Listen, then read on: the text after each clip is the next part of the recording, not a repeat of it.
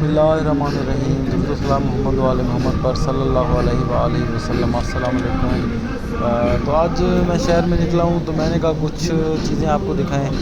ये एक मंजर कशी की गई है करबला की।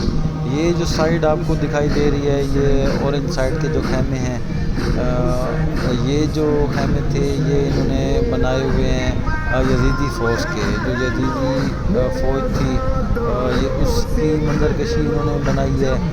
और दरमियान में ज़ुलजना जो इमाम हुसैन का घोड़ा था, उसे ज़ुलजना इसलिए कहा जाता था कि जब उसे इमाम हुसैन शहीद हो के नीचे गिरे घोड़े से तो वो उसके चारों तरफ चक्कर लगा रहा था।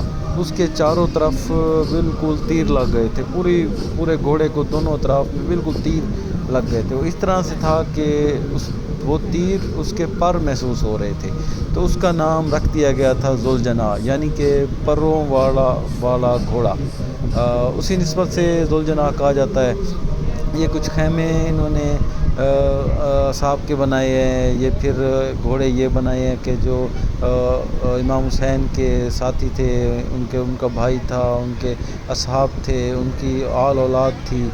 और ये सारा मंजर, और साथ में ये जो बच्चों के लिए ये उसमें खीर और दूध वगैरह की सबील और नियाज़ वगैरह खैरात वगैरह बनाई जाती है।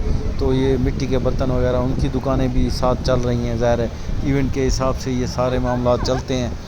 तो ये काफ़ी यहाँ रश भी लगा हुआ है, कुछ आवाम नज़र आ रही है। और साथ ही बिल्कुल ये एक पानी की सबील है, सबील शहज़ादा अली असगर के नाम से, क्योंकि जनाब अली असगर तकरीबन 6 माह की उम्र थी जब वो इस वाक़या करबला में शहीद हुए।